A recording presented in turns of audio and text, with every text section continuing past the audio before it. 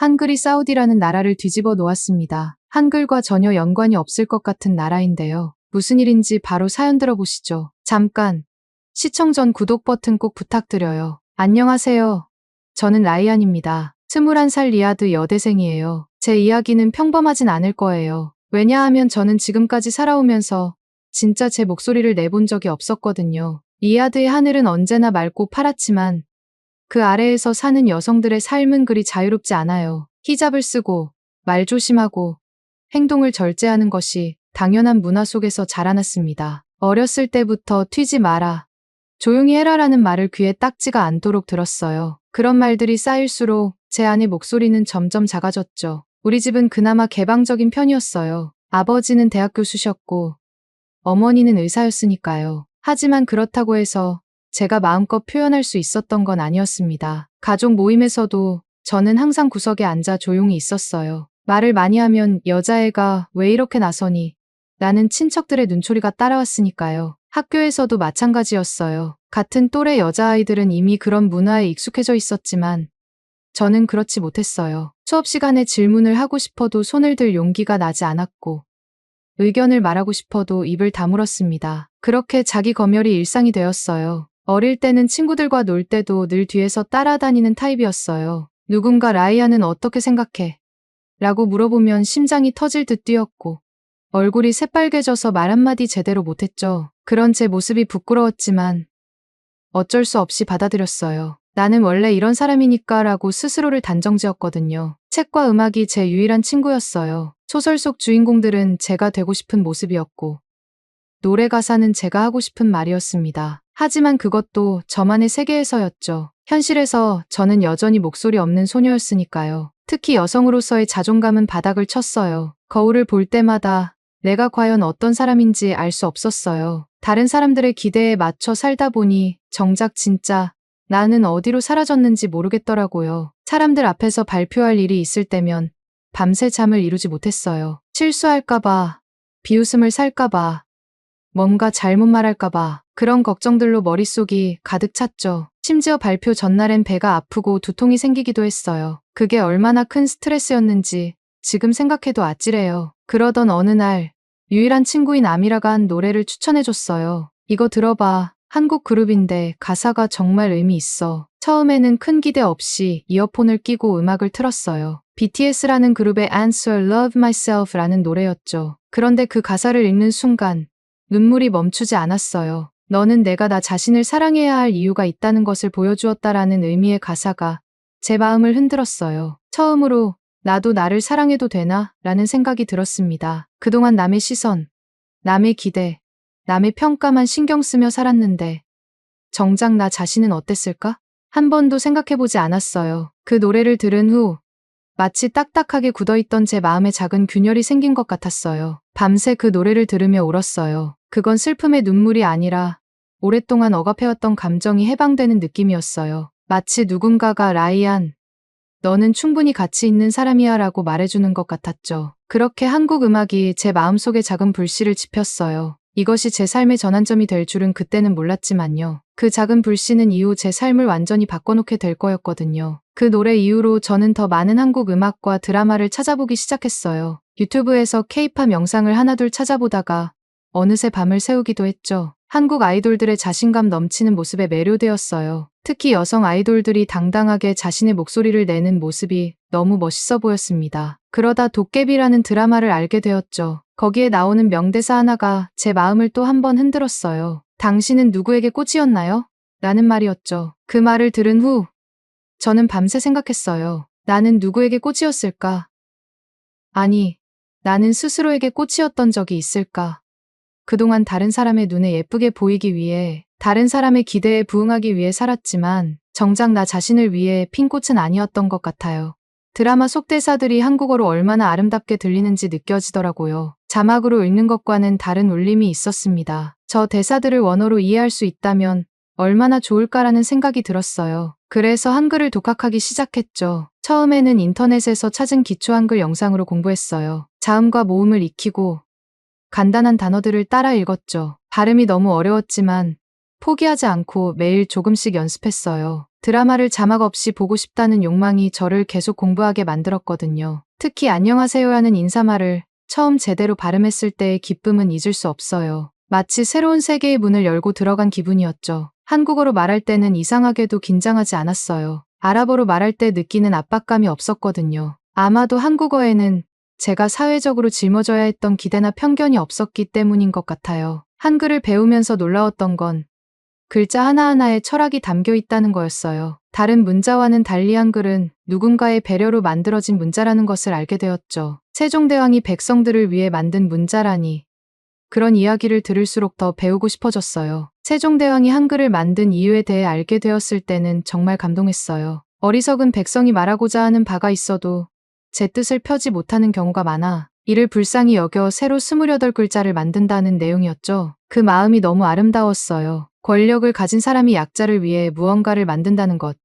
그것도 글자라니. 한글은 단순한 문자가 아니라 사랑의 결정체였어요. 저는 열심히 공부한 끝에 리야드 유일의 여성대학인 프린세스 누라 대학에 다니게 되었어요. 그리고 그곳에서 운명적인 만남이 있었죠. 바로 한국어 클럽 가람을 발견한 거예요. 가람이라는 이름이 너무 예뻤어요. 한국어로는 강이라는 뜻이고 아랍어로 관대함을 뜻하는 카람과 발음이 비슷하다고 했죠. 그 이름에 이끌려 망설임 없이 가입했어요. 처음 동아리방에 들어갔을 때 느낌은 지금도 생생해요. 20명 정도의 여학생들이 둥글게 앉아 한국어로 대화를 나누고 있었어요. 모두 히잡을 썼지만 그 안에서의 분위기는 바깥 세상과 달랐어요. 활기가 넘치고 웃음소리가 끊이지 않았거든요. 가람은 단순한 동아리가 아니었어요. 그곳은 저와 같은 마음을 가진 여학생들이 모여 자유롭게 한국 문화를 나누는 공간이었습니다. 처음으로 제가 온전히 받아들여지는 느낌이었어요. 여기선 히잡 없이도 마음으로 말할 수 있었어요. 클럽 활동은 주로 한국어 공부와 한국 문화 탐구였어요. 드라마를 함께 보고 토론하거나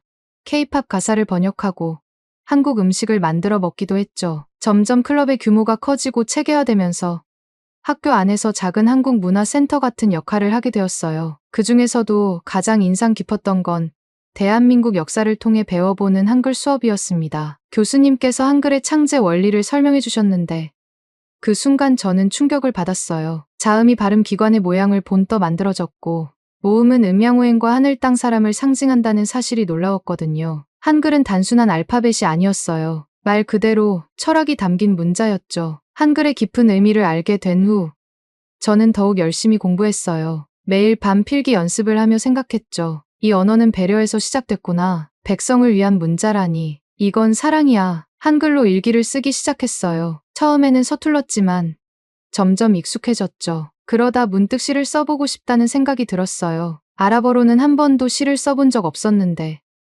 왠지 한글로는 쓸 수 있을 것 같았거든요. 그렇게 쓴 첫 시는 정말 서툴렀어요. 하지만 그게 중요한 게 아니었어요. 처음으로 저는 제 감정을 기호가 아닌 의미로 표현했어요. 아랍어로 글을 쓸 때는 항상 어떤 틀에 맞추려고 했다면 한글로 쓸 때는 그냥 제 마음이 가는 대로 썼거든요. 제가 쓴 첫 한글시는 이런 내용이었어요. 사막의 별빛 아래 나는 말하지 못했네.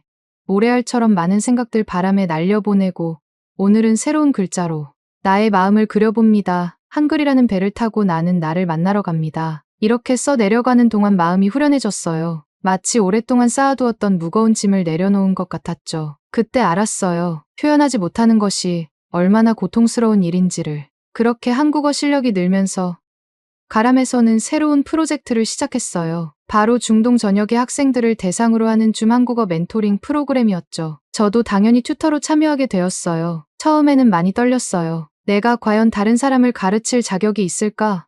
하는 의문이 들었거든요. 하지만 첫 수업을 마치고 나니 이상하게 자신감이 생겼어요. 제가 알려준 한글을 따라 쓰는 학생들의 모습에서 제 과거의 모습을 보았기 때문이에요. 특히 기억에 남는 학생은 팔레스타인에서 온 14살 소녀였어요. 그 아이는 첫 수업에서 한글로 엄마에게 편지를 쓰고 싶다고 말했죠. 그리고 며칠 후 그 아이가 보내온 첫 글자는 엄마였어요. 그 글자를 보는 순간 제 눈에 눈물이 맺혔어요. 한글이 지구 반대편에 있는 소녀에게도 희망이 될 수 있다는 사실이 저를 감동시켰거든요. 그 소녀는 전쟁으로 인해 가족과 떨어져 살고 있었어요. 하지만 그 아이는 한글을 배우면서 조금씩 웃음을 되찾아갔죠. 한글을 쓸 때는 슬픈 생각이 들지 않아요 라고 말하는 그 아이의 모습에서 저도 위로를 받았어요. 한글이 가진 치유의 힘을 그때 처음 느꼈습니다. 그 후로 저는 학생들에게 자주 손글씨로 가사를 써서 보내주었어요. BTS나 블랙핑크 같은 K-팝 가수들의 노래, 가사를 예쁘게 적어 사진으로 찍어 보내면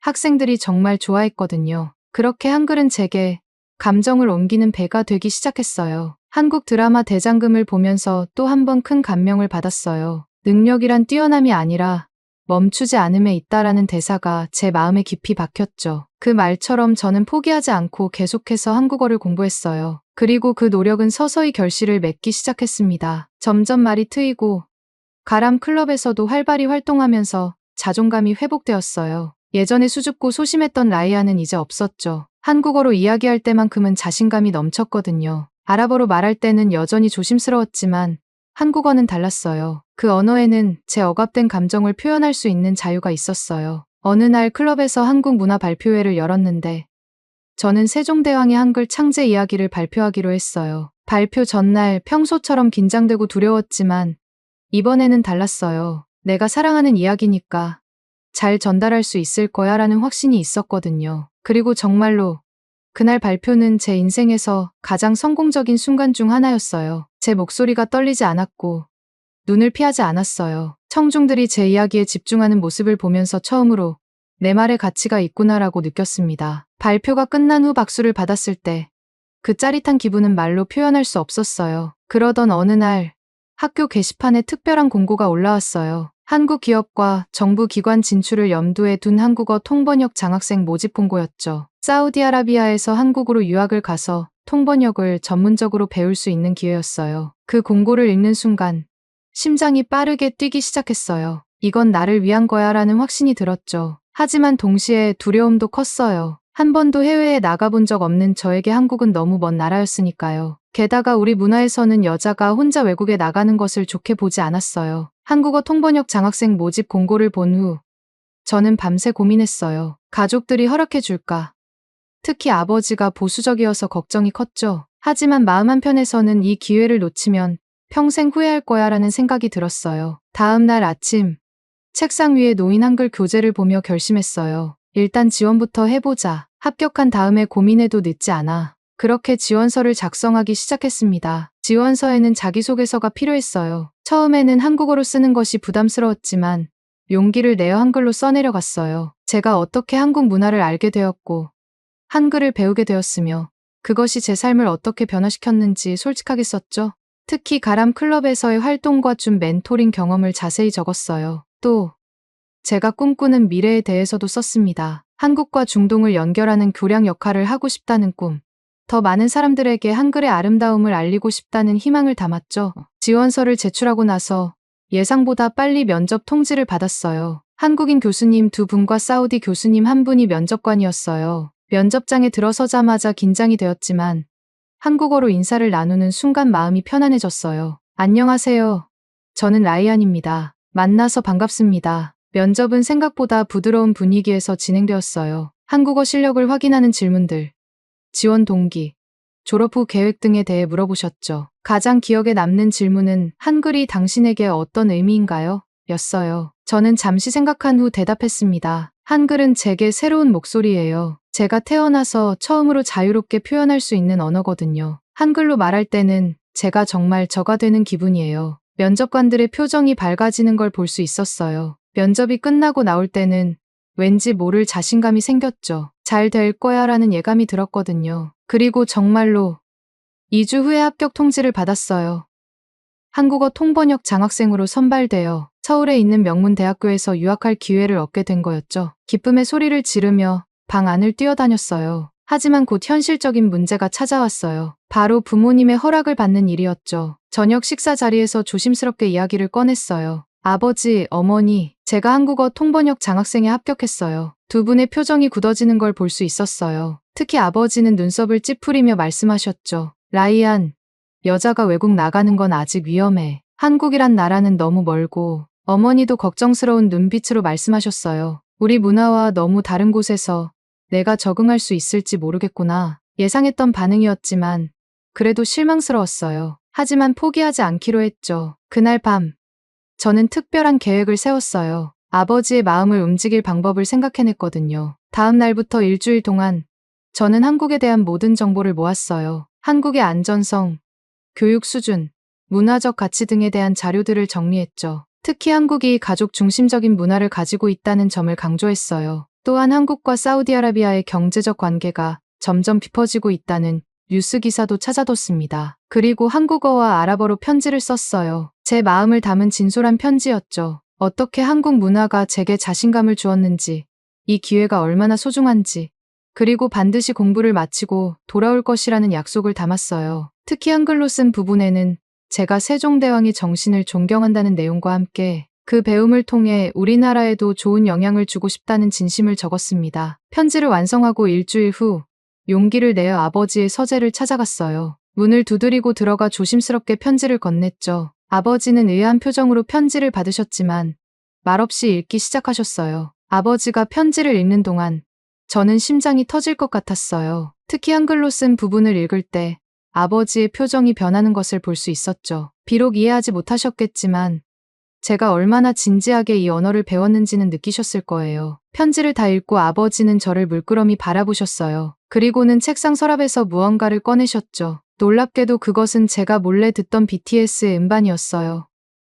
몰래 숨겨두었다고 생각했는데 아버지가 알고 계셨던 거죠. 그 노래들이 널 이렇게 만들었구나. 아버지의 입에서 나온 첫마디였어요. 몇 날 며칠 말이 없던 아버지가 드디어 입을 여신 거였죠. 처음엔 내가 이상한 음악을 듣는다고 생각했어. 하지만 내가 점점 변하는 걸 봤단다. 예전에 소심한 라이안이 아니라 자신감 있는 딸로. 아버지는 잠시 말을 멈추고 생각에 잠기셨어요. 그리고 이어서 말씀하셨죠. 그래.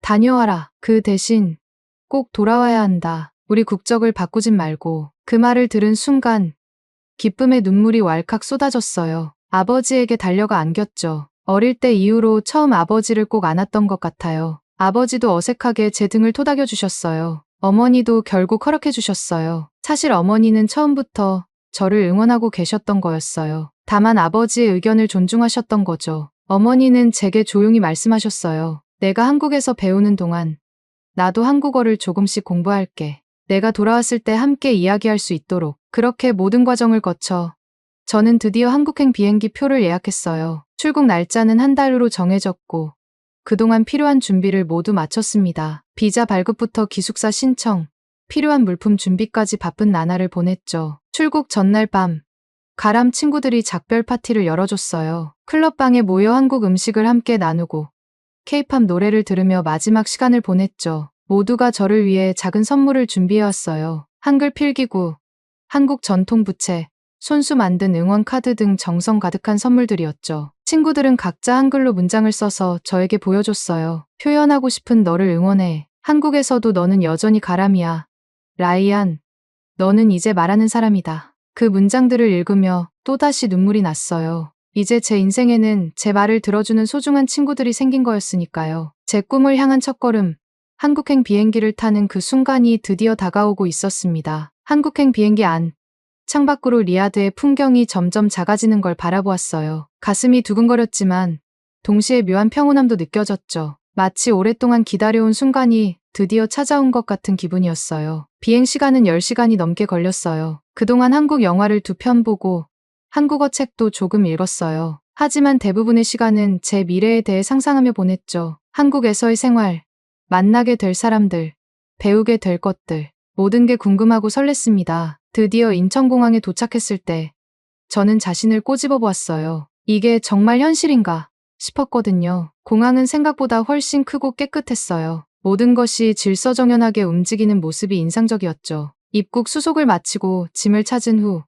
유학생들을 위한 오리엔테이션 부스로 향했어요. 그곳에서 대학교 관계자를 만나 기숙사로 가는 셔틀버스에 대한 안내를 받았습니다. 한국어로 대화하려고 노력했는데 막상 실제 한국인과 대화하니 긴장되더라고요. 하지만 상대방이 천천히 쉬운 단어로 말해주어서 대화가 가능했어요. 버스를 타고 서울로 향하는 동안 창밖 풍경이 계속 바뀌었어요. 현대적인 고층 빌딩과 아름다운 자연이 어우러진 모습이 리야드와는 너무 달랐죠. 특히 강과 산이 도시 안에 함께 있는 모습이 신기했어요. 우리나라는 대부분 사막이었거든요. 대학교 기숙사에 도착했을 때는 이미 저녁이었습니다. 룸메이트는 아직 도착하지 않았고 방은 저 혼자였죠. 짐을 풀고 잠시 휴식을 취한 후 주변을 둘러보기로 했어요. 기숙사 주변에는 작은 상점들과 식당들이 많았어요. 한글로 된 간판들을 읽으며 뿌듯함을 느꼈죠. 제가 공부한 글자들이 실제로 살아 숨쉬는 걸 보는 기분이 들었습니다. 첫 한국 식사로 선택한 건 김치찌개였어요. 식당에 들어가 메뉴판을 보는데 읽을 수 있는 글자들이 많아서 기뻤어요. 주문할 때도 한국어로 김치찌개 하나 주세요라고 말했더니 주인 아주머니가 활짝 웃으며 칭찬해 주셨죠. 한국어 잘하시네요. 그 말 한마디가 얼마나 큰 자신감을 주었는지 몰라요. 처음 먹어보는 김치찌개는 매웠지만 정말 맛있었어요. 밥과 함께 먹으니 리야드에서는 경험할 수 없었던 새로운 맛이었죠. 다음 날부터 학교 생활이 시작되었어요. 오리엔테이션에서 다른 외국인 유학생들을 만났는데 다양한 나라에서 온 학생들이 있었어요. 중국, 일본, 베트남, 미국 등 정말 여러 나라에서 왔더라고요. 모두 각자의 이유로 한국어를 배우고 있었죠. 첫 수업은 한국어 고급 회화였어요. 처음에는 다른 학생들보다 실력이 부족할까봐 걱정했는데 생각보다 잘 따라갈 수 있었어요. 독학으로 배운 한국어도 꽤 탄탄한 기초가 되어 있었나 봐요. 교수님께서도 제 발음을 칭찬해 주셨어요. 사우디에서 왔다고? 발음이 정말 자연스럽네요. 오후에는 한국 문화의 이해라는 수업을 들었어요. 한국의 역사부터 현대 문화까지 폭넓게 다루는 강의였죠. 처음 들은 내용 중에 가장 인상적이었던 건 한이라는 개념이었어요. 한국인들의 정서를 이해하는 데 중요한 개념이라고 했죠. 억압된 감정이 승화되어 예술이나 문화로 표현된다는 설명을 들으며 저도 모르게 고개를 끄덕였어요. 어쩌면 저도 그런 한을 가지고 있었는지도 모르겠다는 생각이 들었거든요. 수업이 끝난 후 도서관에 가서 공부하기로 했어요. 그곳에서 우연히 한 행사를 발견했죠. 외국인을 위한 한국어 도우미 프로그램이었어요. 외국인 학생들이 캠퍼스 생활에 적응할 수 있도록 한국인 학생들이 자원봉사를 하는 프로그램이었죠. 망설임 없이 신청했어요. 그리고 그곳에서 제 첫 한국인 친구 지수를 만났습니다. 지수는 영문학을 전공하는 23살 학생이었어요. 처음 만났을 때부터 너무 친절했죠. 캠퍼스 투어부터 시작해서 맛있는 식당 추천, 수강 신청 방법까지 꼼꼼하게 알려주었어요. 지수와 함께 있으면 한국어 실력이 빠르게 늘었어요. 일상 대화를 통해 책에서는 배울 수 없는 표현들을 많이 배웠거든요. 특히 한국 드라마에서 들었던 말들이 실제로 어떻게 쓰이는지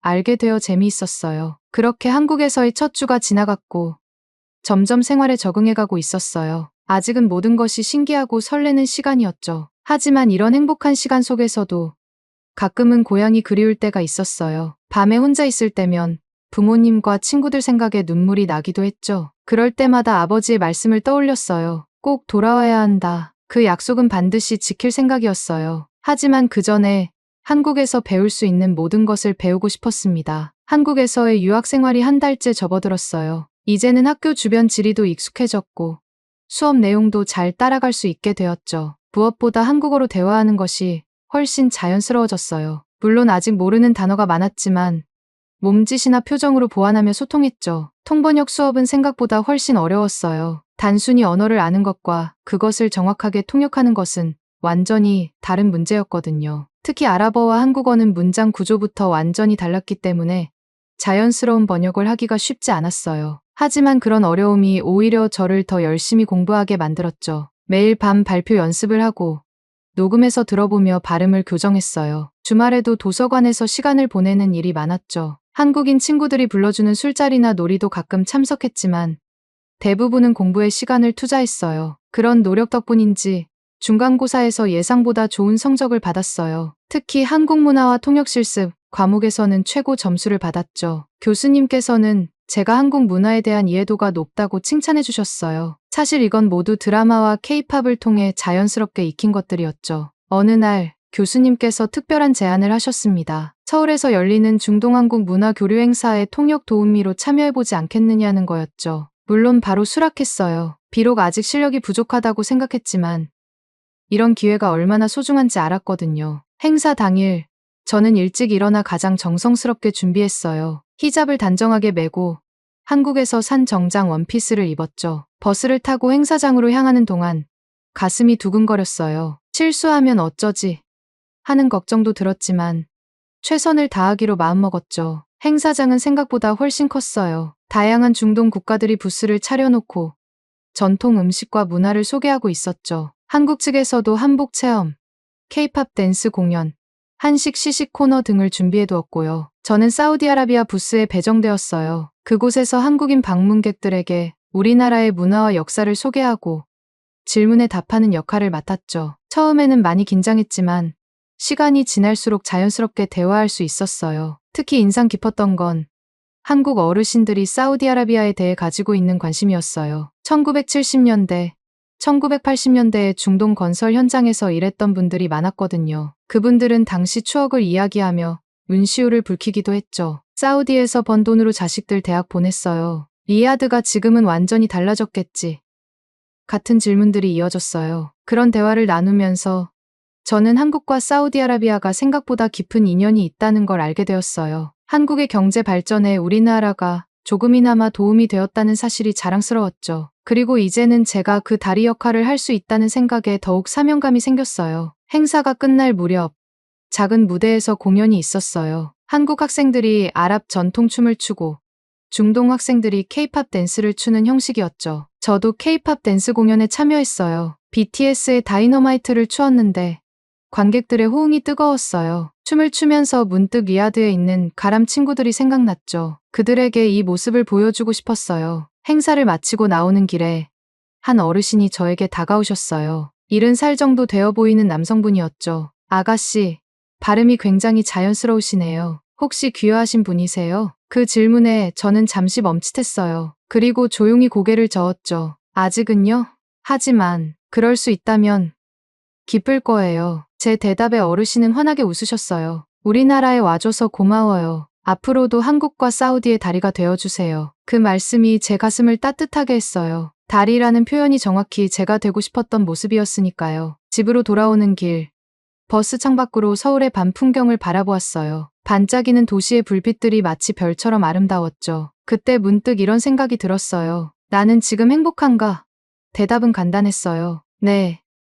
매우 행복해요. 한국에서의 생활이 항상 쉬운 것만은 아니었어요. 음식이 매워서 적응하기 힘들 때도 있었고, 문화적 차이로 인한 오해가 생길 때도 있었죠. 가끔은 히잡을 쓴 저를 신기하게 바라보는 시선의 불편함을 느낄 때도 있었고요. 하지만 그런 어려움보다 더 크고 소중한 것들을 얻고 있었어요. 무엇보다 중요한 건 제가 처음으로 온전히 저 자신으로 살고 있다는 점이었어요. 여기서는 사우디 여성이라는 정체성보다 라이안이라는 개인으로 존중받는 느낌이었거든요. 말하고 싶은 것을 말하고 하고 싶은 것을 할 수 있는 자유. 그것이 제게는 가장 큰 행복이었습니다. 한국에서의 시간은 생각보다 빠르게 흘러갔어요. 어느덧 유학생활 6개월 차가 되었죠. 그동안 정말 많은 것이 변했어요. 한국어 실력은 물론이고 제 성격과 생각하는 방식까지도 달라졌답니다. 가장 큰 변화는 자신감이었어요. 이제는 어떤 상황에서도 제 의견을 분명하게 말할 수 있게 되었거든요. 수업 시간에 질문도 자연스럽게 하고 토론에도 적극적으로 참여했어요. 심지어 학교 축제 때는 사우디아라비아 문화를 소개하는 발표도 했답니다. 예전에 소심했던 라이아는 찾아볼 수 없었죠. 지수와는 더욱 가까운 친구가 되었어요. 주말마다 서울의 여러 곳을 함께 다녔죠. 경복궁,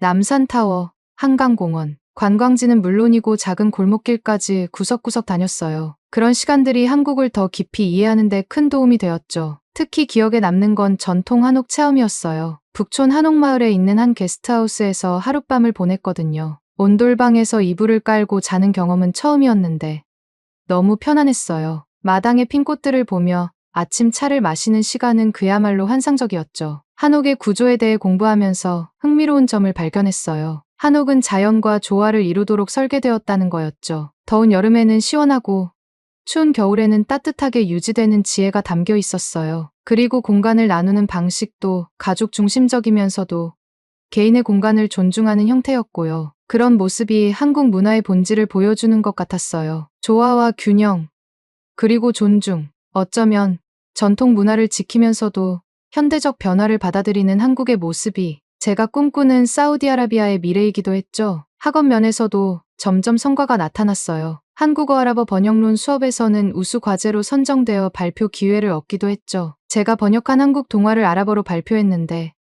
교수님께서 문화적 뉘앙스까지 잘 살려냈다고 칭찬해 주셨어요. 또한 대학 내 국제 교류 동아리에 가입해서 활동하기 시작했어요. 그곳에서는 다양한 나라의 학생들과 함께 언어 교환도 하고 문화 교류 프로그램도 기획했죠. 저는 주로 중동 문화 소개와 아랍어 기초 강좌를 담당했어요. 한국 학생들이 아랍어에 관심을 가지고 배우는 모습을 보며 마치 제가 한글을 처음 배웠을 때의 설렘을 떠올렸어요. 그러던 중 뜻밖의 기회가 찾아왔어요. 한국의 유명 방송국에서 다문화 한국이라는 다큐멘터리를 제작 중이었는데 외국인 유학생 인터뷰 섹션에 저를 섭외한 거예요. 처음에는 긴장되었지만 용기를 내어 수락했어요. 촬영 당일 저는 한복을 입고 인터뷰에 임했어요. 한국에 오게 된 계기, 한글에 매료된 이유, 그리고 한국 생활에서 느낀 점들을 솔직하게 이야기했죠. 특히 세종대왕과 훈민정음에 대한 존경심을 표현했을 때 제작진 모두가 감동한 듯 고개를 끄덕였어요. 죄송합니다. 야경을 보며 생각하는 부분을 수정하겠습니다. 한글은 단순한 문자가 아니라 철학이에요. 백성을 사랑하는 마음이 담긴 문자죠. 그래서 저는 한글을 배우면서 글자뿐만 아니라 사랑과 배려를 배우게 되었어요. 다큐멘터리는 한 달 후에 방영되었고 생각보다 많은 분들이 관심을 보여주셨어요. 방송 이후 학교에서 저를 알아보는 학생들이 생겼고 몇몇 한국 친구들은 제가 유명해졌다며 놀리기도 했죠. 부모님께 방송 영상을 보내드렸더니 아버지는 조용히 자랑스럽다라는 한마디를 보내주셨어요. 그 짧은 메시지가 저에게는 세상에서 가장 큰 칭찬이었답니다. 어느 날 저녁, 지수가 특별한 곳으로 저를 데려갔어요. 바로 전통차 체험을 할 수 있는 전통차집이었죠. 낮은 좌식 테이블에 앉아 다도 예절을 배우며 차를 마셨어요. 차를 대접하는 방식에서도 한국 문화의 정수를 느낄 수 있었어요. 손님을 존중하고 정성을 다하는 모습이 아름다웠죠. 차를 마시며 지수와 깊은 대화를 나눴어요. 서로의 나라와 문화,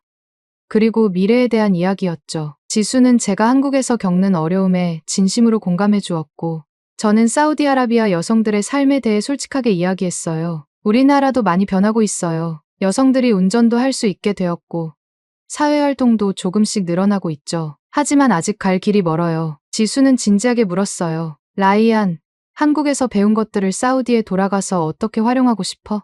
그 질문에 저는 잠시 생각에 잠겼어요. 그리고 대답했죠. 나는 단순히 통역사가 되는 것보다 소통의 다리가 되고 싶어요. 사우디 젊은이들에게 한국의 도전 정신과 열정을 전하고 한국 사람들에게는 사우디의 따뜻한 정과 깊은 전통을 알리고 싶어요. 그리고 무엇보다 우리나라 여성들에게 목소리를 찾는 용기를 주고 싶어요. 지수는 감동한 듯 제 손을 꼭 잡아주었어요. 넌 정말 특별한 사람이야. 라이안, 내가 꿈꾸는 미래가 반드시 이루어질 거라고 믿어. 그날 밤 기숙사에 돌아와 가람 친구들이 보고 싶어졌어요. 시차 때문에 늦은 시간이었지만 영상통화를 걸었더니 다행히 몇몇 친구들이 응답해 주었어요. 그들에게 한국에서의 경험과 배움을 열정적으로 이야기했어요. 특히 가람과 비슷한 문화 교류 클럽을 리야드에도 더 크게 만들고 싶다는 계획을 나눴죠. 친구들은 저희 변화된 모습에 놀라워했어요. 라이안, 내가 이렇게 자신감 있게 말하는 모습이 정말 멋져. 우리도 너처럼 용기 있게 살고 싶어.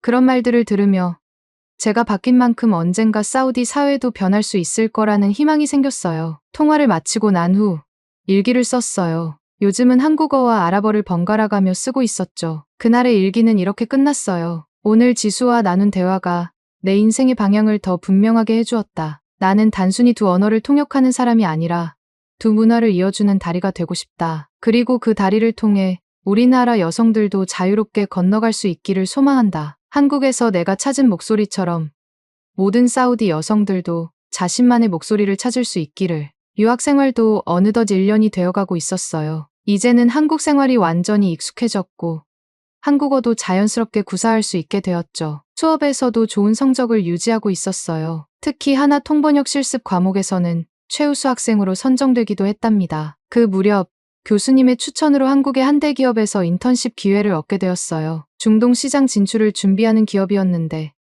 아랍어와 한국어에 능통한 인재가 필요했던 거죠. 물론 바로 수락했어요. 학업과 병행하는 것이 쉽지는 않았지만 실무 경험을 쌓을 수 있는 소중한 기회였으니까요. 인턴십 첫날, 높은 빌딩 앞에 선이 긴장됐어요. 하지만 입사 교육을 담당하는 한국인 선배가 친절하게 안내해 주셔서 금방 적응할 수 있었죠. 제 역할은 주로 아랍어 문서 번역과 중동 문화에 대한 자문이었어요. 특히 사우디아라비아 시장에 맞는 제품 개발과 마케팅 전략에 대한 의견을 제시하는 일이 중요했죠. 일을 하면서 놀라웠던 건 한국 기업의 빠른 의사결정 과정과 치밀한 계획이었어요. 회의에서 결정된 사항은 즉시 실행에 옮겨졌고 모든 직원들이 맡은 역할에 책임감을 가지고 일했죠. 그런 모습이 한국이 짧은 시간에 경제 강국이 될 수 있었던 비결이라는 생각이 들었어요. 또한 한국 기업들이 사우디아라비아에 대해 가지고 있는 관심과 존중의 태도도 인상적이었어요. 단순히 시장 확대를 위한 접근이 아니라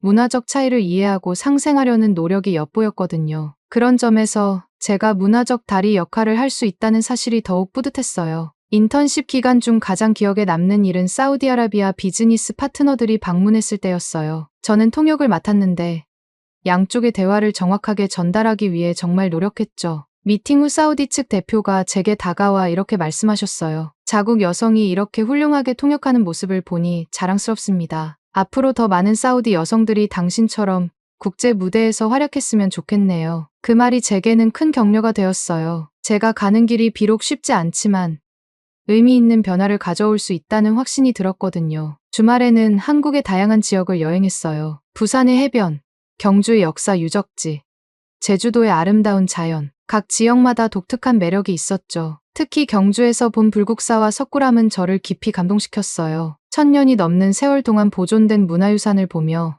한국인들의 역사와 전통에 대한 자부심을 이해할 수 있었거든요. 여행 중에 만난 한국인들도 저에게 많은 영감을 주었어요. 전통시장에서 만난 할머니께서는 제 히잡을 보시고도 따뜻하게 맞아주셨고, 시골 마을의 주민들은 외국인인 저를 위해 특별히 식사를 대접해 주셨죠. 그런 경험들을 통해 한국 사람들의 정을 직접 느낄 수 있었어요. 귀국이 다가오면서 복잡한 감정이 들었어요. 한국에서의 시간이 너무 소중했기에 떠나는 것이 아쉬웠거든요. 하지만 동시에 새로운 꿈을 안고 고향으로 돌아간다는 설렘도 있었죠. 특히 가람 친구들과 함께할 프로젝트들을 생각하면 기대가 되었어요. 마지막 주말, 저는 북촌 한옥마을에 있는 전통 게스트하우스에서 하룻밤을 보내기로 했어요. 지수와 가까운 친구들도 함께했죠. 한옥의 고즈넉한 마루에 앉아 마지막 추억을 만들었어요. 밤이 깊어가고 친구들이 모두 잠든 후에도 저는 마루에 앉아 조용히 일기를 썼어요. 한국에서의 마지막 일기였죠. 부모님이 주신 국적을 거스를 수는 없지만